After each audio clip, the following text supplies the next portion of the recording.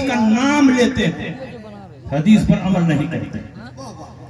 صحیح معنوں میں حدیث پر عمل کرنے والے ہم ہیں، قرآن پر عمل کرنے والے ہم ہیں، نبی کی سنت پر عمل کرنے والے ہم ہیں۔ اگر تم اصلی اہل حدیث ہو تو آؤ میرے سامنے 2 رکعت نماز پڑھ کر اس طرح دکھا دو کہ کسی حدیث کی خلاف ورزی نہ ہونے پائے، کوئی حدیث نہ چھوٹنے پائے، پورے ہندوستان کے غیر مقلدین جمع ہو جائیں تو ایسی 2 رکعت پڑھ کر دکھا ہی نہیں سکتے کہ کسی حدیث پر عمل چھوٹ جائے، ساری حدیثوں پر عمل ہو جائے۔ یہ ناممکن ہے، یہ محال ہے۔ جیسے ہی نیت باندھنے کے لیے ہاتھ اٹھائیں گے یہیں پر جھگڑا شروع ہو جائے گا۔ ایک حدیث کہتی ہے کان کی لو تک ہاتھ اٹھاؤ، دوسری حدیث کہتی ہے مونڈھے تک ہاتھ اٹھاؤ، تو بتاؤ تم کہاں تک اٹھاؤ گے؟ اگر تم یہاں تک ہاتھ اٹھائے تو یہاں والی حدیث کو چھوڑا کہ نہیں چھوڑا؟ تو ایک حدیث کو جب چھوڑ دیا تو تم اہل حدیث نہیں ہوئے، تم تاریخ حدیث ہوئے۔ اور چاہے یہاں یا وہاں ہاتھ اٹھانے کے بعد جب ہاتھ باندھنے کا نمبر آئے گا تو یہاں بھی جھگڑا شروع ہو جائے گا، کس حدیث پر عمل کرو گے؟ ایک حدیث بتاتی ہے ناف کے نیچے ہاتھ باندھو، دوسری حدیث بتاتی ہے ناف کے اوپر ہاتھ باندھو، تیسری حدیث بتاتی ہے کہیں مت باندھو، ہاتھ چھوڑ کر نماز پڑھو۔ تو تم کس پر عمل کرو گے؟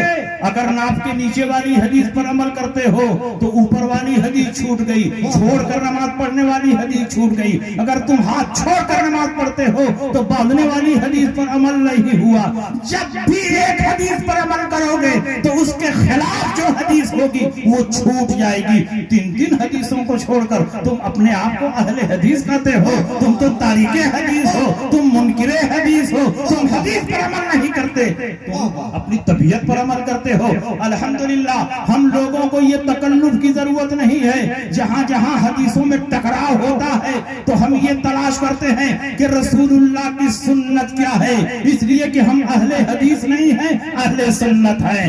جب بات باندھنے کا نمبر آیا تو ہم نے دیکھا کہ 4 حدیثیں موجود ہیں۔ ایک حدیث بتاتی ہے ناف کے نیچے ہاتھ باندھو، ایک حدیث بتاتی ہے ناف کے اوپر ہاتھ باندھو، ایک حدیث بتاتی ہے ہاتھ چھوڑ کر نماز پڑھو، اور ایک حدیث جو سب سے زیادہ ضعیف اور کمزور ہے وہ یہ ہے کہ سینے پر ہاتھ باندھو۔ تو ضعیف لوگوں نے اسی ضعیف حدیث کو پکڑ لیا اور کہا ہم اسی حدیث پر عمل کرتے ہیں۔ یہ 4 حدیثیں ہیں لیکن ہمیں تکلف میں پڑھنے کی ضرورت نہیں، کیونکہ ان 4 حدیثوں میں سنت کیا ہے وہ ہم نے تلاش کر لیا، وہ ہم نے پا لیا۔ حضرت علی فرماتے ہیں فَإِنَّ مِنَ السُّنَّةِ وَضْعَ الْيَمِينِ عَلَى الْيَسَارِ تَحْتَ السُّرَّةِ۔ یہ بات سنت سے ہے کہ دائیں ہاتھ کو بائیں ہاتھ پر رکھ کر ناف کے نیچے باندھا جائے، وہ صرف حدیث ہے اور یہ سنت ہے۔ تو بتاؤ حدیث پر عمل کرو گے کہ سنت پر عمل کرو گے؟ ہم اہل سنت ہیں اس لیے سنت پر عمل کرتے ہیں، اس لیے کہ سنت پر عمل کرو گے تو حدیث پر عمل ہو جائے گا، اور حدیث پر عمل کرو گے تو ضروری نہیں کہ رسول اللہ کی سنت پر عمل ہو، اس لیے کہ ہر سنت حدیث ہے لیکن ہر حدیث رسول اللہ کی سنت نہیں۔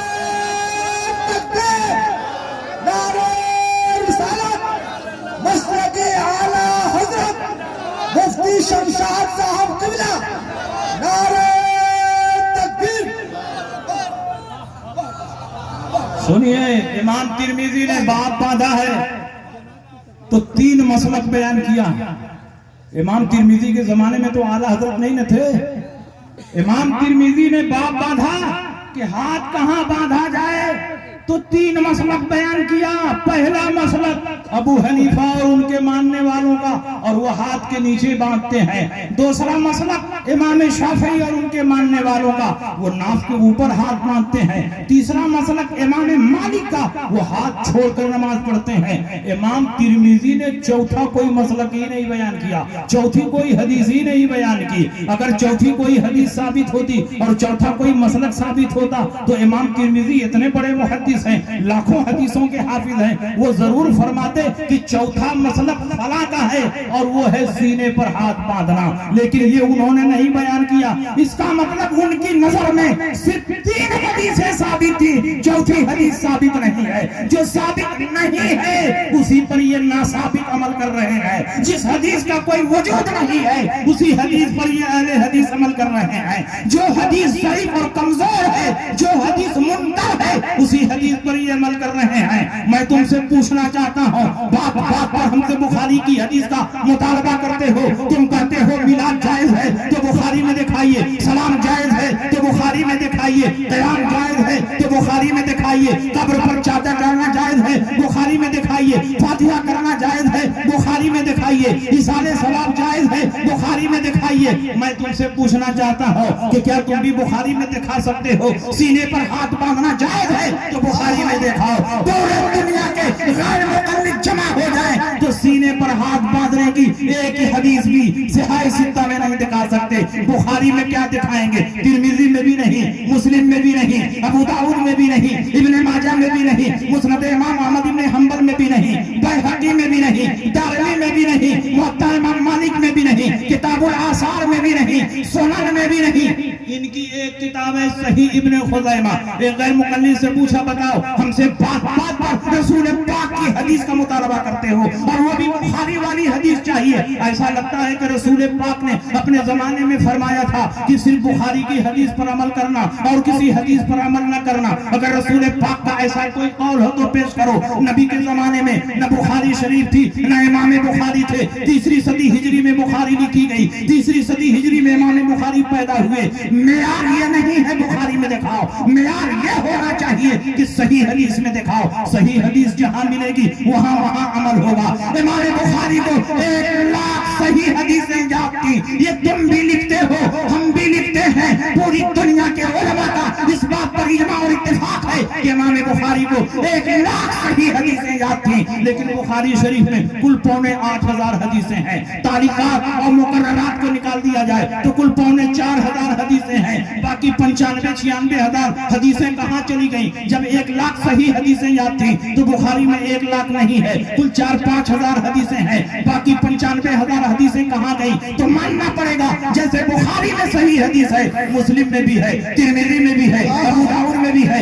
نسائی میں بھی ہے، ابن ماجہ میں بھی ہے، کتاب الآثار میں بھی ہے، موطا امام مالک میں بھی ہے، موطا امام محمد میں بھی ہے۔ جہاں جہاں رسول پاک کی صحیح حدیث ملے گی وہاں ہم عمل کریں گے۔ ہم نے امام بخاری کا کلمہ نہیں پڑھا، ہم نے رسول اللہ کا کلمہ پڑھا ہے۔ جہاں جہاں رسول پاک کی صحیح حدیث ملے گی وہاں ہم عمل کریں گے۔ تکبیر، نعرہ رسالت، مفتی شمشاد صاحب قبلہ، مسلک اعلیٰ حضرت، نعرہ تکبیر، واہ واہ۔ بات بات پر بخاری کی حدیث کا مطالبہ کرنے والا تم بتاؤ سینے پر ہاتھ باندھنے کی کون سی حدیث ثابت ہے؟ تم ہم سے بخاری کا مطالبہ کرتے ہو، ہم تم کو آسانی دے دیتے ہیں۔ بخاری میں بھی دکھاؤ، مسلم میں بھی دکھاؤ، ترمذی میں بھی دکھاؤ، ابو داؤد میں بھی دکھاؤ، نسائی میں بھی دکھاؤ، ابن ماجہ میں بھی دکھاؤ۔ اگر صحیح ستہ میں ہندوستان کا کوئی بھی غیر مقلد سینے پر ہاتھ باندھنے والی حدیث دکھا دے تو میں 1,00,000 روپیہ انعام دینے کے لیے تیار ہوں۔ اللہ اکبر، یا رسول اللہ، زندہ باد، زندہ باد، زندہ باد، واہ واہ۔ بار بار کے مطالبے کے بعد انہوں نے کہا صحیح ابن خزیمہ میں ہے۔ واہ واہ، اتنی ساری کتابیں چھوڑ کر صحیح ابن خزیمہ میں پہنچ گئے۔ واہ واہ، کیا بخاری کی حدیث عمل کرنے کے لائق نہیں تھی؟ مسلم کی حدیث پر نہیں عمل کر سکتے تھے؟ ترمذی، ابو داؤد، نسائی، ابن ماجہ کی حدیث پر نہیں عمل کر سکتے تھے؟ صحیح ابن خزیمہ میں چلے گئے، اور چلو چلے بھی گئے تو وہ حدیث پہلے ثابت تو ہو، وہ حدیث ہے کیا؟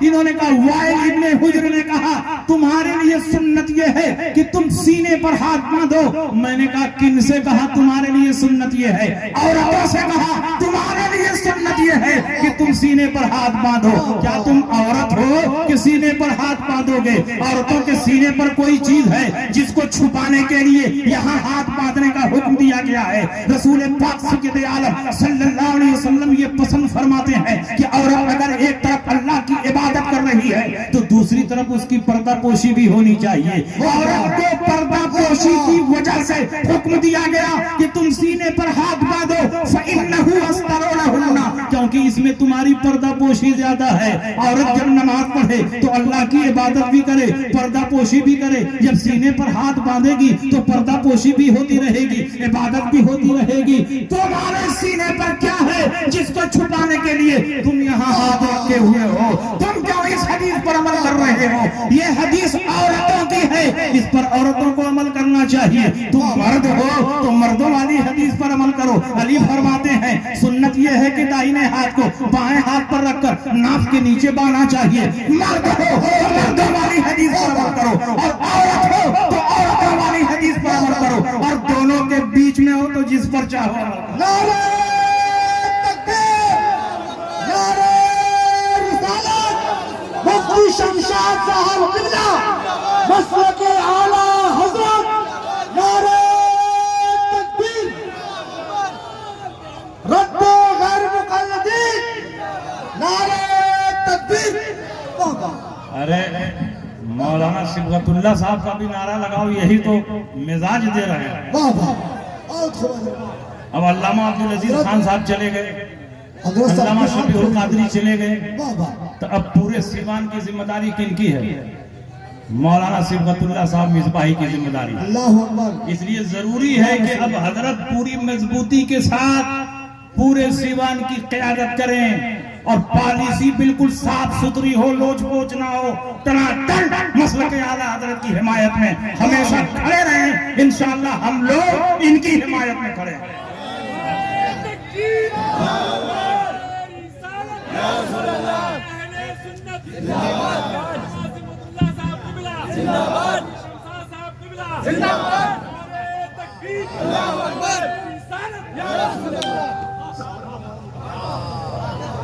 اب دیکھیے آج کے دور میں فتنے بہت بڑھ رہے ہیں، ان سارے فتنوں کا منہ توڑ جواب مسلک اعلیٰ حضرت ہے.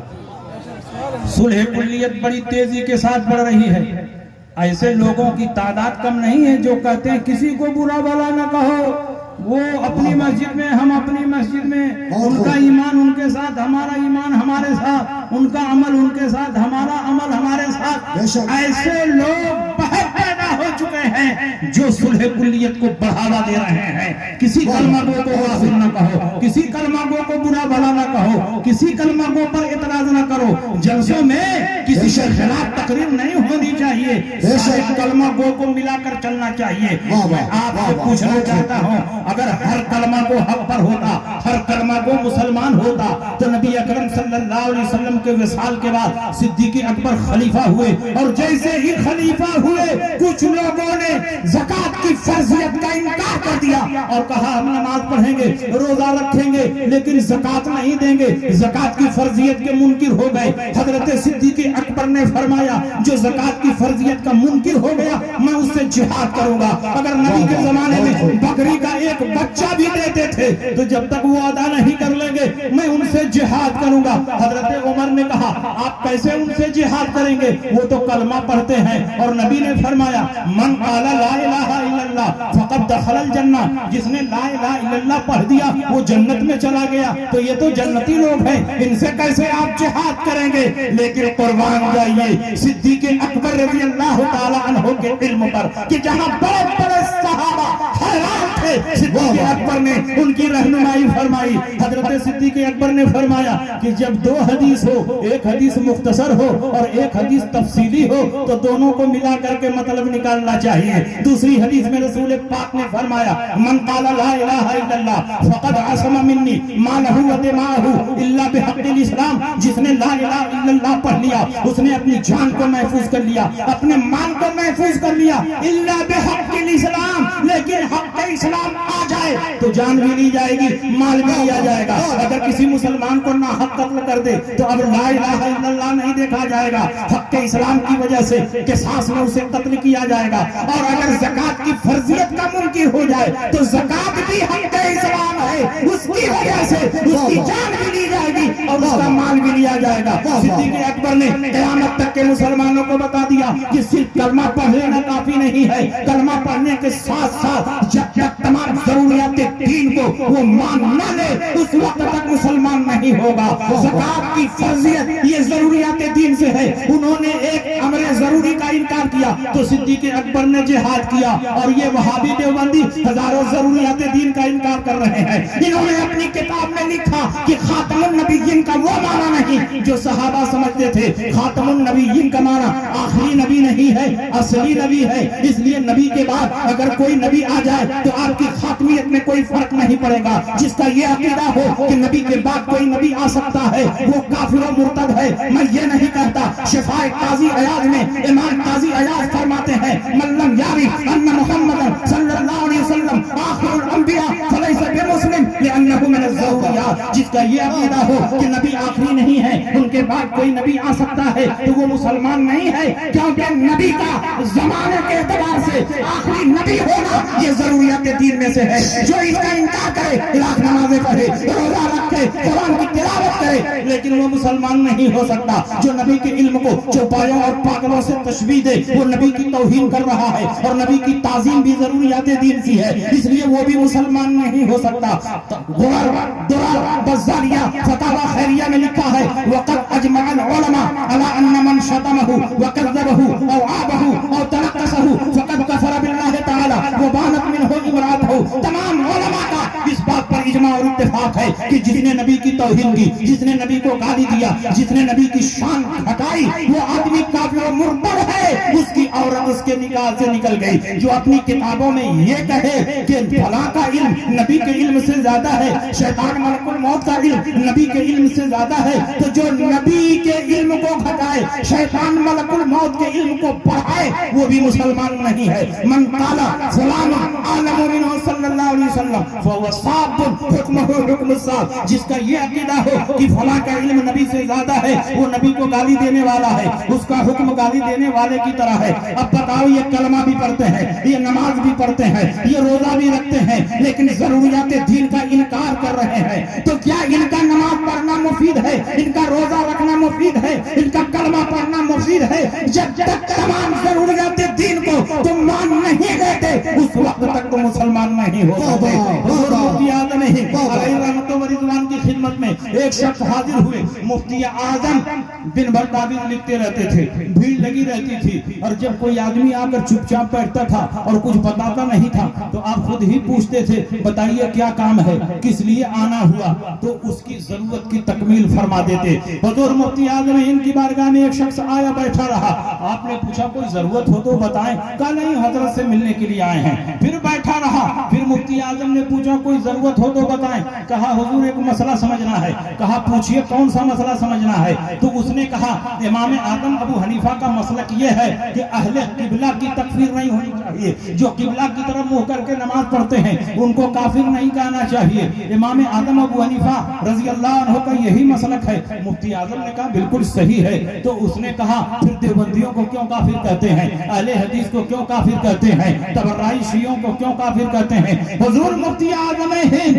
سر جھکا کر بیٹھے ہوئے تھے اور پوری طاقت کے ساتھ بیٹھ گئے اور کہا تم نے اہل قبلہ کا یہی مطلب سمجھا؟ اٹھاؤ شانی، علامہ شانی نے جلد رابع میں یہ لکھا ہے لا خلافہ فی کفر المخالف فی ضروریات الاسلام وان کان اہل القبلہ المواظب طول اللیل والنہار۔ وہ آدمی جو قبلہ کی طرف منہ کر کے نماز پڑھ رہا ہو، رات و دن اللہ کی عبادت کر رہا ہو، اگر ضروریات دین میں سے کسی بات کا انکار کر جائے تو اس کے کافر ہونے میں کوئی شک نہیں ہے۔ اس کا مطلب یہ ہوا کہ اہل قبلہ وہ ہے جو تمام ضروریات دین کو مانے، اہل قبلہ وہ ہے جو تمام ضروریات دین کو تسلیم کرے۔ صرف کعبہ کی طرف منہ کر کے نماز پڑھ لینے سے کوئی اہل قبلہ نہیں ہو سکتا۔ نبی نے منافقین کو کیوں مسجد نبوی سے باہر کیا؟ کیا منافقین کعبہ شریف کی طرف منہ کر کے نماز نہیں پڑھتے تھے؟ نماز پڑھتے تھے، اور معمولی امام کے پیچھے نہیں، امام الانبیاء کے پیچھے، سید المرسلین کے پیچھے۔ اس کے باوجود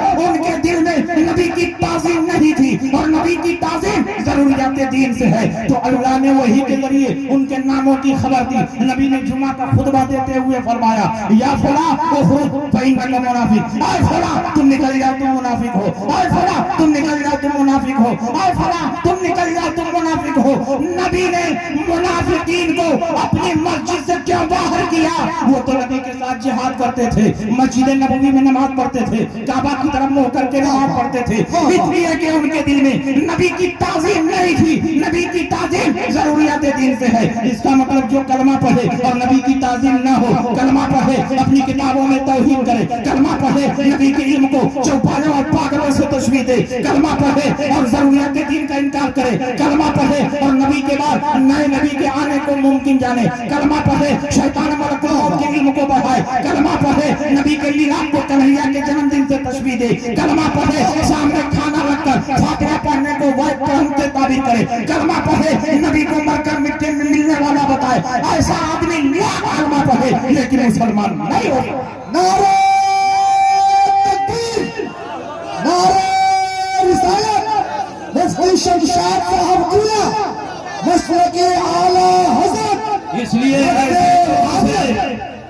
آپ چوکنا رہو, ہوشیار رہو, الگ رہو, دور رہو. اس لیے کہ اگر ان کے ساتھ اتحاد پیدا کرنے کی کوشش کرو گے تو نقصان تمہارا ہی ہوگا, ان کا کچھ بھی نہیں بگڑے گا. جب حلوہ اور گوبر کو ایک کرنے کی کوشش کی گئی تو نقصان حلوے کا ہوا, گوبر کا کچھ بھی نقصان نہیں ہوا. حلوہ جو دسترخوان کی زینت تھا, مہمان کی مہمان نوازی کا ذریعہ تھا, ضیافت کا وسیلہ تھا, کسی کو خوش کرنے کا سامان تھا, جیسے ہی گوبر کے ساتھ ٹچ ہوا آپ نے حلوے کو دسترخوان سے اٹھا کر کوڑا دان میں پھینک دیا, عزت کی جگہ سے ذلت کی جگہ میں ڈال دیا. گوبر کا کیا بگڑا, وہ تو پہلے سے کوڑا دان میں جانے والا تھا, حلوہ سے ٹچ ہونے کے بعد بھی کوڑا دان میں پہنچا, اس کا کوئی نقصان نہیں ہوا. نقصان ہوا تو حلوے کا ہوا, نقصان ہوا تو حلوے کا ہوا. عزت کی جگہ سے ذلت کی جگہ میں حلوہ پہنچا. اگر ان وہابیوں دیوبندیوں سے تم اتحاد کرو گے تو نقصان تمہارا ہوگا, ان کا کچھ بھی نقصان نہیں ہوگا. اس لیے کہ ان کے پاس کچھ بچا ہی نہیں جو برباد ہو جائے, ان کا سب برباد ہو چکا ہے. تمہارے سینے میں ایمان کا قیمتی سونا موجود ہے. اگر اس دولت کی حفاظت کرنا چاہتے ہو تو دین کے دشمنوں سے دوری اختیار کرو. بد مذہبوں کی صحبت تمہارے ایمان کے لیے زہر قاتل ہے. اس لیے اگر ایمان کی سلامتی چاہتے ہو تو دین کے دشمنوں سے دوری اختیار کرو. واہ واہ, یہی پیغام قرآن کا ہے. قرآن میں اللہ نے فرمایا لا تجد قوما يؤمنون بالله واليوم الاخر يوادون من حاد الله ورسوله ولو كانوا آباءهم او ابناءهم او اخوانهم او عشيرتهم اولئك كتب في قلوبهم الايمان وايدهم بروح منه.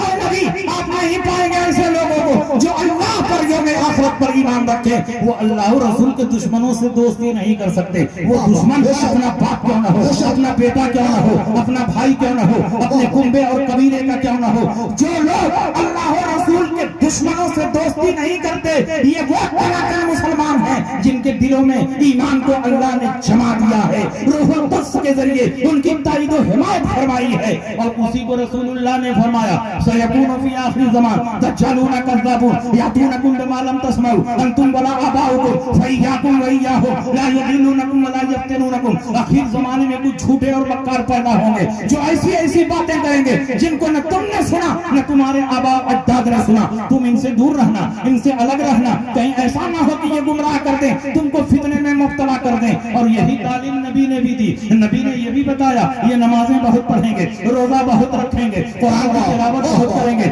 بڑی بڑی مسجدیں بنائیں گے, بڑے بڑے مدارس بنائیں گے, اتنی نمازیں پڑھیں گے کہ تم اپنی نمازوں کو ان کی نمازوں کے آگے ہلکی سمجھو گے, اپنے روزوں کو ان کے روزوں کے آگے مختصر سمجھو گے, اپنے اعمال صالحہ کو ان کے اعمال کے سامنے مختصر سمجھو گے. تو حقیرون صلاتکم عند صلاتہم وصیامکم عند صیامہم وآمالکم عند آمالہم یتلون القرآن ولا یجاوز تراقیہم. قرآن کی تلاوت کریں گے مگر تلاوت ان کے حلق کے نیچے نہیں اترے گی. ویقولون من قول خیر البریہ, بات پر رسول پاک کی حدیثیں پیش کریں گے. تو کیا نماز پڑھنے کی وجہ سے مسلمان ہوں گے, روزہ رکھنے کی وجہ سے مسلمان ہوں گے, قرآن کی تلاوت کرنے کی وجہ سے مسلمان ہوں گے؟ نہیں. یمرقون من الدین کما یمرق السہم من الرمیہ, دین سے ایسے ہی باہر ہوں گے جیسے تیر کمان سے باہر ہو جاتا ہے. نبی نے ایک اور واضح پہچان بتا دی, سیماہم التحلیم و مشمر العذر. ان کی پہچان یہ ہوگی کہ یہ سر خوب چھلوائیں گے اور پاجامہ بہت اونچا پہنیں گے. نبی نے کیوں علامت بیان کی, نبی نے کیوں نشانی بیان کی؟ تاکہ تم ان سے سے دور رہو، ان سے الگ رہو، اپنے ایمان کی حفاظت کرو۔ آج کے جلسے کا یہی پیغام ہے جو اعلیٰ حضرت نے دنیا والوں کو دیا۔ دشمن احمد پہ شدت کیجئے، ملحدوں کی کیا مروت کیجئے، غیب میں جل جائیں بے دینوں کے دل، یا رسول اللہ کی کثرت کیجئے چرچا انہیں کا صبح و شام، جامع کافر پر قیامت کیجئے، مثل فارغ زلزلے ہو نقد میں ذکر آیات ولادت کیجئے، شرک ٹھہرے جس میں تعظیم حبیب، اس برے مذہب پہ لعنت۔ نعرہ تکبیر، نعرہ رسالت، مفتی شمشاد صاحب قبلہ، مسلک اعلیٰ حضرت، نعرہ تکبیر۔ بس میری تقریر ختم ہو گئی، انشاءاللہ پھر کبھی موقع آئے گا تو اور تفصیل کے ساتھ۔ ارے حضور حضور 1.5 گھنٹہ آپ نے کہا تو میں نے 1.5 گھنٹہ گھر دیکھ لیا۔ 10 منٹ ہے، 10 منٹ سننا چاہتے ہیں اور کہیں نعت خواہ لوگ ناراض ہو گئے تب کیا ہوا؟ ناراض نہیں ہوں گے؟ نعت خواہ تو چاہتے ہیں کب مقرر چلے جائیں یہاں سے، جلدی سے بھاگیں یہاں سے، ہم لوگ ہو ہا خوب مچائیں اسٹیج پہ۔ علماء ہمارے سپورٹ میں ہیں، اس لیے کہ جو ذی علم ہوتا ہے وہ علمی باتوں کو بہت پسند کرتا ہے۔ ہمارے محدثین ایک ایک حدیث کو سننے اور لینے کے لیے کئی 100 میل کا سفر کرتے ہیں۔ بے شک حضرت ابو ایوب انصاری رضی اللہ تعالیٰ عنہ صرف ایک حدیث کو سننے کے لیے عقبہ بن عامر سے مدینہ منورہ سے مصر کا سفر کر کے گئے۔ اس دور میں ذرا سوچو، مدینہ منورہ سے مصر گئے اور ان سے ملاقات کی اور کہا میں نے رسول پاک سے یہ حدیث سنی ہے اور مجھے خبر ملی ہے کہ آپ نے بھی رسول پاک سے یہ حدیث سنی ہے، تو میں چاہتا ہوں کہ آپ اپنے منہ سے حدیث بیان کر دیں تاکہ میری سنی ہوئی اور آپ کی سنی ہوئی حدیث میں ٹیلی کر لیا جائے، اور جب بھی حدیث بیان کی جائے تو یہ بھی کہہ دیا جائے اس حدیث کے سننے والے ایک آدمی نہیں ہیں، 2 صحابی ہیں جنہوں نے اس حدیث کو سنا ہے۔ انہوں نے کہا حضور پہلے گھوڑے سے اتریے تو پانی پیجئے، کھانا کھائیے، پھر میں آپ کو حدیث سنا دیتا ہوں۔ کہا میں یہاں تمہاری مہمانی کے لیے نہیں آیا، تمہاری زیارت کے لیے نہیں آیا، میں صرف مدینہ منورہ سے 100 میل کا سفر صرف اس لیے طے کیا ہے کہ رسول پاک کی وہ حدیث تم اپنی زبان سے بیان کر دو۔ انہوں نے حدیث بیان کی اور الٹے پاؤں پھر مدینہ منورہ وہ پلٹ گئے۔ آج آپ کو بیٹھے بیٹھائے حدیث رسول سننے کو مل رہی ہے، یہ علماء سنا رہے ہیں۔ اس دور میں ایک ایک حدیث کو لینے کے لیے محدثین نے کتنی مشقتیں برداشت کی، کتنے مصائب برداشت کیے۔ آج آپ کو بیٹھے بیٹھائے رسول پاک کی حدیثیں سنائی جا رہی ہیں تو آپ لوگ نعت خوانی میں ٹائم پاس کرتے ہیں، چترویدی لوگوں کی تقریر سنتے ہیں، کمیڈین کو بلاتے ہیں۔ اگر کمیڈین ہی سے جلسہ کامیاب ہوتا ہے تو کپل شرما کو بلا لو، سب سے بڑا کمیڈین ہے ہندوستان کا۔ ہرگز جلسہ کا یہ ماحول نہیں ہونا چاہیے۔ ہمارے بزرگوں نے جلسہ اس لیے جاری کیا تھا تاکہ دین کی حفاظت ہو، دین کی اشاعت ہو، دین کی باتیں بتائی جائے، اور کبھی کبھی اس میں نعت رسول بھی پڑھ دیا جائے تاکہ ٹیسٹ بدل جائے اور لوگ اکتانے نہ پائیں۔ لیکن آپ لوگوں نے جلسے کا پورا مطلب ہی الٹ دیا ہے۔ اب جلسے کا مطلب ہو گیا ہے کہ شروع ہونے سے لے کر ختم ہونے تک خالی نعت خوانی ہوتی رہے۔ اس لیے میں ایسے جلسوں کا سخت مخالف ہوں۔ میں شاعروں کا مخالف نہیں ہوں، شاعروں کی بہت عزت کرتا ہوں، نعت رسول کی عزت کرتا ہوں، لیکن جلسہ اپنے مقصد سے بھٹک جائے یہ مجھے گوارا نہیں ہے۔ اس لیے ہر جلسے کا مقصد یہ ہونا چاہیے کہ اس جلسے کو دینی بنایا جائے، اس جلسے کو اسلامی بنایا جائے اور اس جلسے سے کوئی پیغام لے کر اتر جائے۔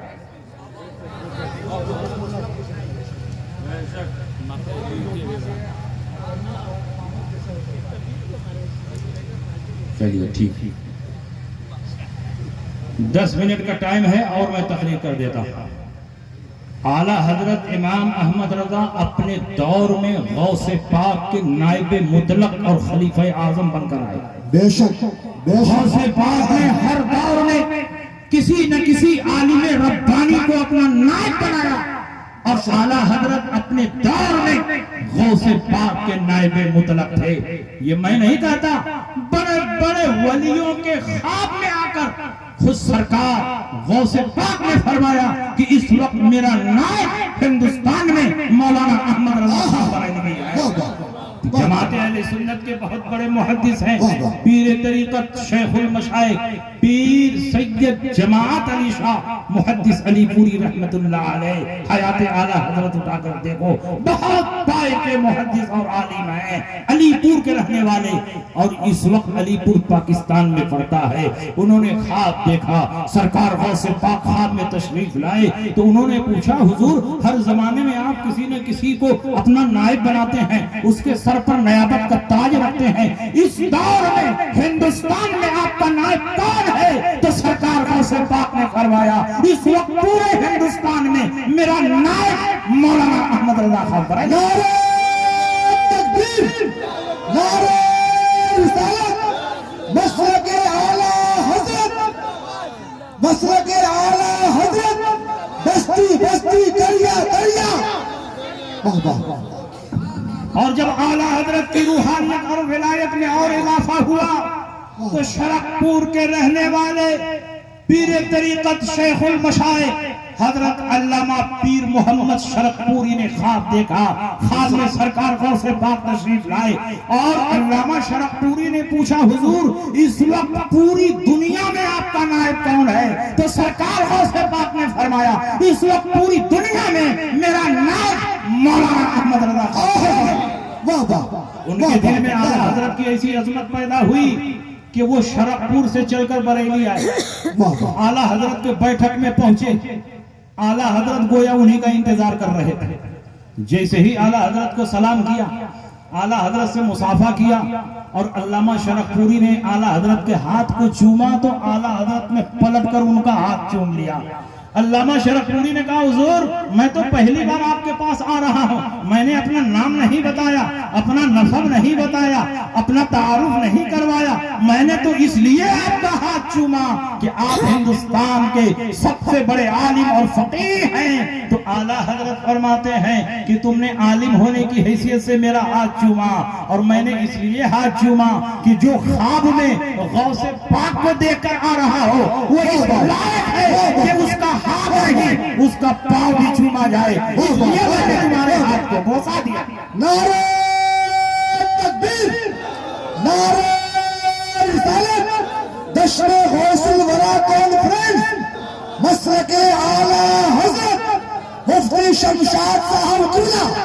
واہ واہ۔ کئی دن تک اعلیٰ حضرت کے مہمان رہے اور اعلیٰ حضرت ایسی ضیافت فرماتے، ایسی مہمانی فرماتے کہ جو ایک بار اعلیٰ حضرت کا مہمان بن جاتا ہمیشہ ہمیش کے لیے اعلیٰ حضرت کی زلف محبت کا اسیر بن جاتا۔ یہ جو مشہور ہے کہ اعلیٰ حضرت بہت ٹائٹ تھے، بڑا ٹناٹن تھے، بڑی شدت تھی، تو یہ ساری شدت بد مذہبوں کے لیے تھی۔ اہل سنت پر اعلیٰ حضرت پھول سے زیادہ نرم و نازک تھے۔ علامہ شرقپوری کئی دن تک اعلیٰ حضرت کے مہمان رہے اور جب یہاں سے پلٹ کر شرقپور گئے تو ایک جلسے سے خطاب کرتے ہوئے فرمایا اے لوگو میں بریلی سے آ رہا ہوں، اعلیٰ حضرت امام احمد رضا سے مل کر آ رہا ہوں۔ میں نے دیکھا اعلیٰ حضرت کی بارگاہ میں ایک پردہ پڑا ہوا ہے اور پردے کے پیچھے رسول اللہ سید عالم صلی اللہ علیہ وسلم تشریف فرما ہے اور جو سرکار فرما رہے ہیں وہی مولانا احمد رضا لکھ رہے ہیں، وہی مولانا احمد رضا بول رہے ہیں، زبان احمد رضا کی ہے لیکن باتیں رسول اللہ۔ واہ واہ واہ واہ۔ یہ شان ہے حضرت امام محمد رضا کی۔ اور سنیے یہ غوث پاک کا مہینہ ہے، بالکل آخری بات سن لیجیے اور بہت پتے کی بات ہے۔ غوث پاک کے نام پر آپ لوگ فاتحہ کرتے ہیں، کھاتے کم ہیں گراتے زیادہ ہیں۔ بریانی بنائیں گے، پلاؤ بنائیں گے، زردہ بنائیں گے، لوگوں کو کھلائیں گے، لیکن تبرکات کا احترام آپ نہیں جانتے۔ امام احمد رضا نے تبرکات کا احترام کیسے کرنا چاہیے اس کی بھی تعلیم ہمیں دی ہے۔ شیخ الاسلام مدنی میاں کے والد ہیں محدث اعظم کچھوچھوی۔